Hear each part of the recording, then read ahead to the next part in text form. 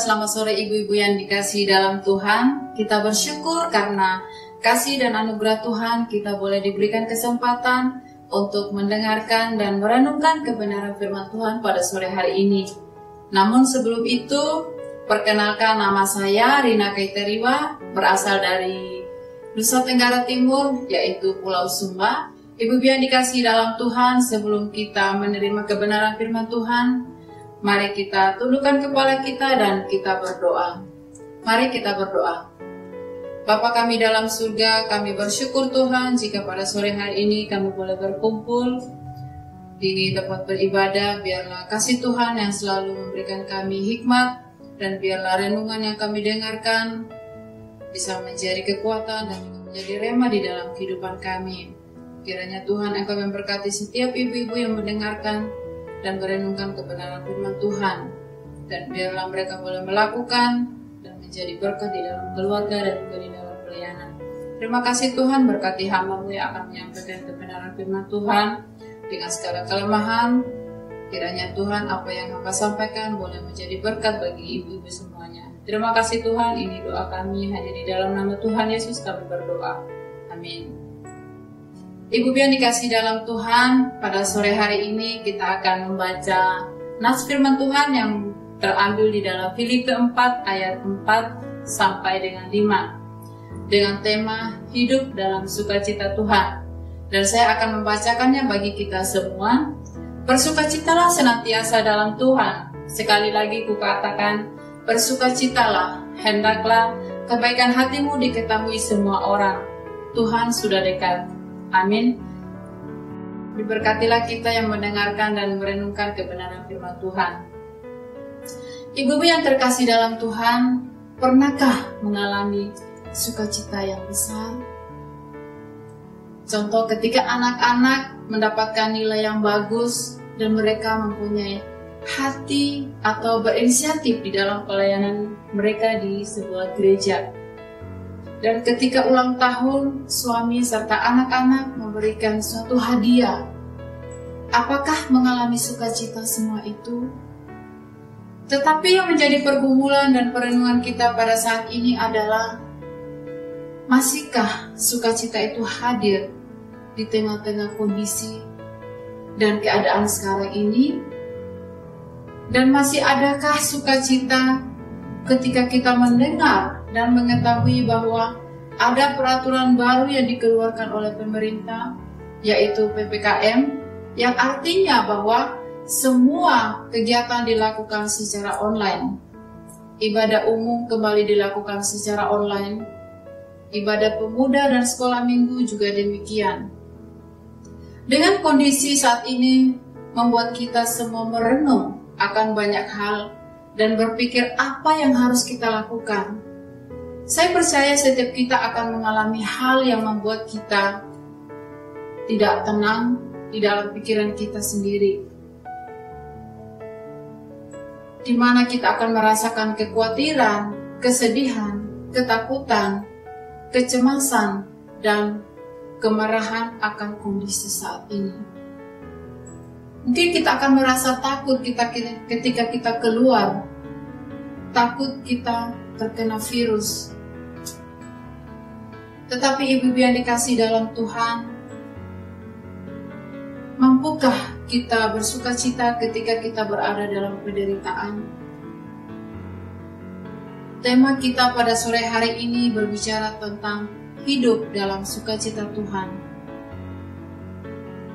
Dan biarlah kita bersama-sama belajar tentang apa yang disampaikan oleh Paulus tentang sukacita di dalam Tuhan. Ibu-ibu yang dikasihi dalam Tuhan, surat Filipi merupakan surat kiriman yang dituliskan oleh Rasul Paulus kepada jemaatnya di Filipi. Paulus menulis surat ini pada saat ia berada di dalam sebuah penjara, yaitu di kota Roma. Paulus menulis surat ini kepada jemaat di Filipi, tentu mempunyai maksud dan tujuannya kepada mereka. Dapat kita lihat di dalam ayatnya yang keempat, di situ ia menyuruh jemaat Filipi untuk bersukacita di dalam Tuhan. Mungkin kita semua akan bertanya, mengapa Paulus menyuruh jemaat di Filipi untuk bersukacita? sementara dirinya sedang berada di dalam penjara. Jika kita berpikir secara realita, apakah kita akan melakukan pekerjaan atau pelayanan seperti yang dilakukan oleh Paulus yang menuliskan surat kepada jemaatnya di Filipi?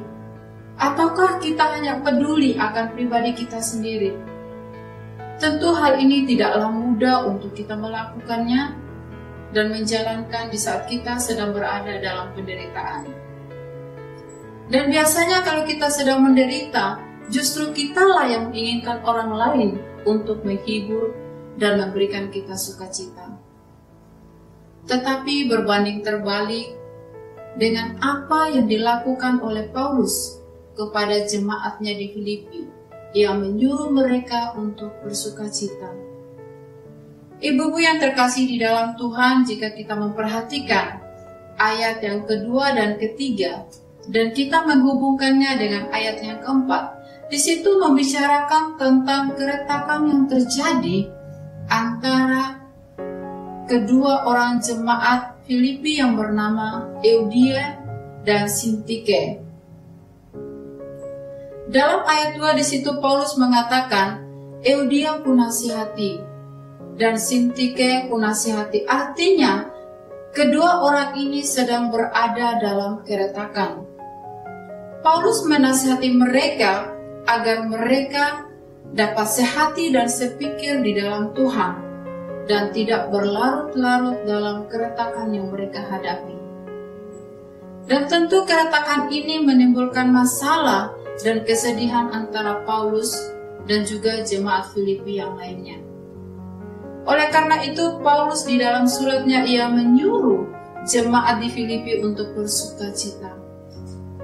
Karena ia tidak ingin kesedihan dan keretakan itu berlarut-larut di dalam kehidupan mereka. Bahkan kata bersukacitalah diulang sampai 2 kali oleh Paulus. Artinya di sini ada suatu penegasan dari Paulus kepada jemaat Filipi agar sukacita itu dimiliki dan dilakukan dalam kehidupan mereka. Ibu-ibu yang terkasih dalam Tuhan, kata senantiasa juga di sini mempunyai arti bahwa kita harus selalu bersukacita. Artinya bukan hanya sekali saja, melainkan sukacita itu kita miliki dan kita rasakan terus-menerus di dalam kehidupan kita. Perintah untuk bersukacitalah senantiasa tentu bukan saja berlaku bagi jemaat di Filipi, melainkan juga berlaku di dalam kehidupan kita saat ini. Saya percaya kita semua mengalami masa-masa yang sulit di dalam kehidupan kita masing-masing. Dan di masa yang sulit itu mungkin kita tidak sanggup untuk bersukacita karena pola pikir kita sudah dikuasai oleh kesedihan dan kemarahan.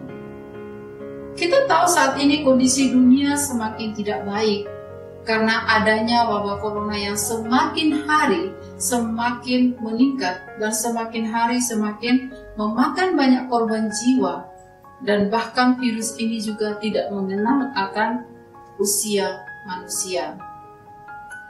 Di dunia ini ada banyak hal yang membuat kita untuk tidak bersukacita di dalam Tuhan dan membuat hidup kita sebagai orang percaya menjauhkan diri dari kebenaran firman Tuhan. Contoh sederhana yang membuat kita tidak bersukacita adalah ketika kita terintimidasi dengan suatu masalah dan pergumulan yang kita hadapi. Hal itu akan membuat kita jatuh di dalam dosa. Kita yang awalnya adalah orang yang taat, setia kepada Tuhan, menjadi goyah karena godaan-godaan yang tidak baik yang membuat iman kepercayaan kita lemah, dan bahkan kita tidak lagi percaya akan janji-janji Tuhan di dalam kehidupan kita. Ibu-ibu yang terkasih dalam Tuhan, kita sebagai orang percaya tentu tidak menginginkan adanya keretakan antara pribadi kita dengan Tuhan. yang merupakan juru selamat pribadi kita dan yang telah menebus dosa-dosa kita. Jadi apa yang dikatakan oleh Paulus di dalam ayatnya yang keempat, di situ sangat jelas ia mengatakan bahwa bersukacitalah senantiasa di dalam Tuhan. Sekali lagi kukatakan, bersukacitalah. Artinya di sini Paulus mau memberitahukan kepada kita secara tidak langsung untuk bersukacita dalam kondisi dan keadaan apapun. Dan sukacita bukanlah keadaan melainkan soal hati dan pikiran kita. Kita mungkin mendengar nama Fanny Crosby, salah satu penulis lagu himne terkenal, dan lagu-lagunya dipakai di sebuah ibadah di gereja. Fanny Crosby merupakan seorang wanita yang buta yang dipakai oleh Tuhan dengan luar biasa. Ia menciptakan banyak lagu-lagu himne. Ketika ia berusia 6 minggu, ia sudah mengalami kehilangan penglihatan di dalam dirinya. Seiring berjalannya waktu, Fanny Crosby tidak memandang kebutaannya itu adalah sesuatu yang mengerikan dan membuatnya mengeluh. Namun hal itu ia jadikan sebagai sesuatu yang memotivasi dirinya untuk tetap semangat dan selalu bersukacita dan mengandalkan Tuhan di dalam kondisi apapun. Salah satu lagu yang mungkin pernah kita dengar adalah Ku Berbahagia Yakin Teguh. Fanny Crosby merupakan orang yang taat dan setia dan selalu mengandalkan Tuhan, dan ia percaya akan janji-janji Tuhan dalam hidupnya, dan ia selalu yakin bahwa Tuhan turut bekerja di dalam kehidupannya. Ibu-ibu yang terkasih dalam Tuhan, mampukah kita seperti Fanny Crosby yang mau bersukacita di dalam kondisi apapun? Ibu-ibu yang terkasih, apa yang dialami oleh Paulus maupun Fanny Crosby, hal ini merupakan suatu inspirasi, motivasi, dan semangat bagi kita untuk melayani dan menjadi berkat bagi banyak orang melalui sukacita kita yang dari Tuhan. Seperti apa yang dikatakan oleh Paulus di dalam ayatnya yang kelima yang mengatakan, hendaklah kebaikan hatimu diketahui semua orang. Dan inilah yang dilakukan oleh Paulus dan juga Fanny Crosby. Walaupun di dalam penderitaan mereka tetap menjadi berkat bagi banyak orang dan memperlihatkan sukacita mereka kepada orang lain. Kita dapat melihat keduanya sangat berpegang kepada janji-janji Tuhan, dan mereka juga menyadari bahwa Tuhan turut bekerja di dalam kehidupan mereka. Ibu-ibu yang terkasih dalam Tuhan, hidup dalam sukacita memang tidak mudah. Tetapi mari kita sama-sama belajar bagaimana caranya agar kita hidup di dalam sukacita. Mari ibu-ibu kita fokus kepada Tuhan dan jangan fokus kepada hal-hal yang membuat hati dan pikiran kita sedih sehingga membuat kita tidak bersukacita. Dan jika hal ini kita terlalu fokus pada rekayasa manusia dan dunia saat ini, hal itu akan membuat kita bingung, sedih, dan tertekan. Tetapi jika kita fokus kepada rancangan dan kehendak Tuhan, maka kita akan dapat berjalan dalam kedahsyatan dan kemuliaan Tuhan.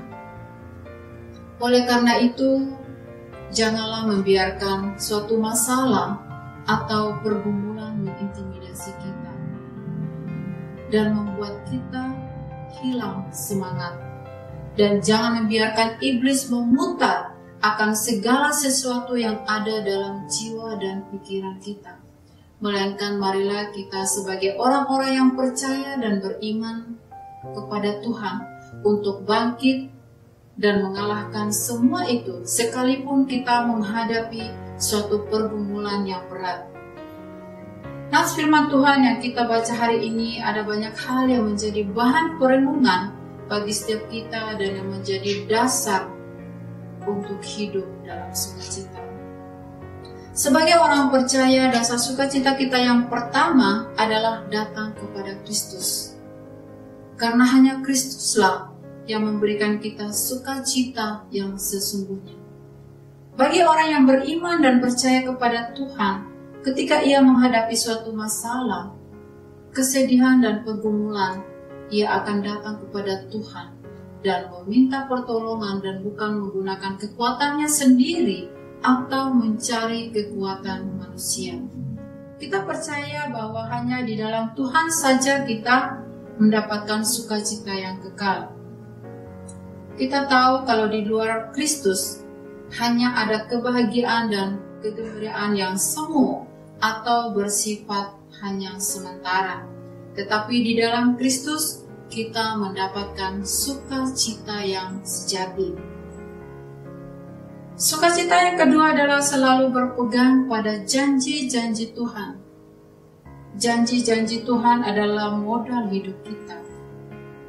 Kadang-kala kita berpikir bahwa modal hidup kita adalah uang.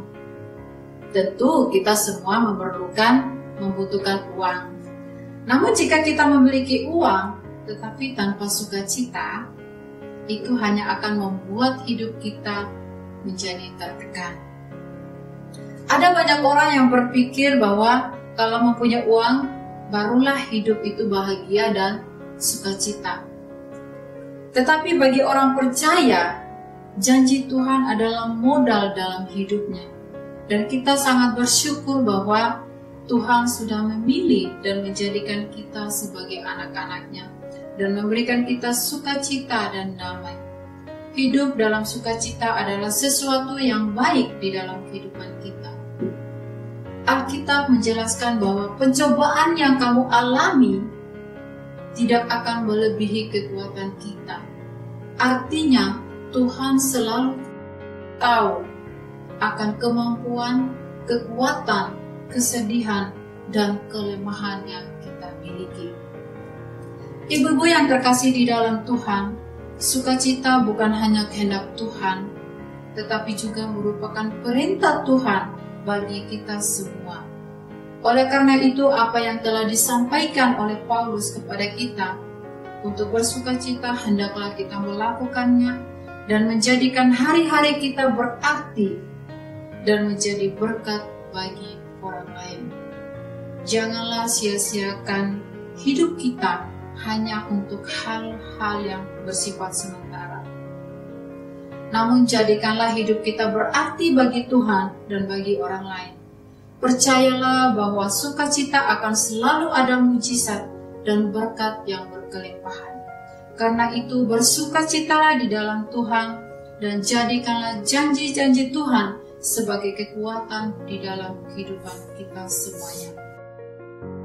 Ibu-ibu yang terkasih di dalam Tuhan, kaum perempuan yang berbahagia, apa relevansi dari firman Tuhan yang kita baca dan kita renungkan pada hari ini? Yang pertama adalah Paulus mengingatkan kita agar kita senantiasa bersukacita di dalam Tuhan dan menaburkan kebaikan kepada orang lain sampai kedatangan Tuhan yang kedua kalinya. Jagalah kekudusan hati kita di hadapan Tuhan, bersukacitalah senantiasa. Yang kedua adalah kita harus saling memperhatikan, mengingatkan, dan saling menasihati satu dengan yang lain. Apalagi di tengah-tengah kondisi saat ini, kita harus saling mendoakan dan saling merangkul satu dengan yang lain. Karena itulah yang menguatkan kita semua ketika kita saling mendoakan satu dengan yang lainnya. Dan kalaulah sukacita itu di dalam pribadi kita semua, di dalam keluarga kita, dan di dalam lingkungan kita. Taburkanlah kebaikan dan sukacita yang dari Tuhan yang telah diberikan kepada kita, dan biarlah kita melakukan apa yang telah diperintahkan oleh Paulus. Jadikanlah hidup kita berarti dan bersukacitalah senantiasa di dalam Tuhan dan juga bagi orang lain. Ibu-ibu yang terkasih di dalam Tuhan, biarlah renungan kita pada sore hari ini boleh menjadi berkat dan boleh menjadi suatu motivasi, dan kita boleh belajar dari Paulus. Paulus merupakan orang yang menjadi teladan bagi semua orang. Ia peduli akan orang-orang, bahkan orang-orang yang belum percaya. Walaupun kita tahu bahwa Paulus sebelum ia percaya Tuhan, ia adalah orang yang antikristus. Bahkan ia membunuh orang-orang Kristen. Tetapi ketika hidupnya berubah, diubahkan oleh Tuhan, ia boleh menjadi berkat bagi banyak orang dan menjadi motivasi bagi banyak orang. Sekian renungan kita pada sore hari ini. Biarlah kita terus melakukan dan merenungkannya di dalam kehidupan kita. Mari kita berdoa. Bapa, kami bersyukur dan kami berterima kasih untuk kesempatan yang Tuhan berikan pada sore hari ini, di mana kami boleh merenungkan kebenaran firman Tuhan. Ajari kami Tuhan agar kami selalu bersyukur apa yang Tuhan berikan di dalam kehidupan kami. Ajari kami Tuhan agar kami tetap bersukacita di dalam kondisi apapun saat ini Tuhan. Ajari kami Tuhan untuk selalu bersyukur di dalam kehidupan kami. Berkati ibu-ibu yang berada di GKTK Lampung Tuhan, kiranya mereka terus melayani Engkau dan memuliakan nama-Mu Tuhan. Terima kasih Tuhan, kami berdoa hanya di dalam nama Tuhan Yesus kami berdoa. Amin.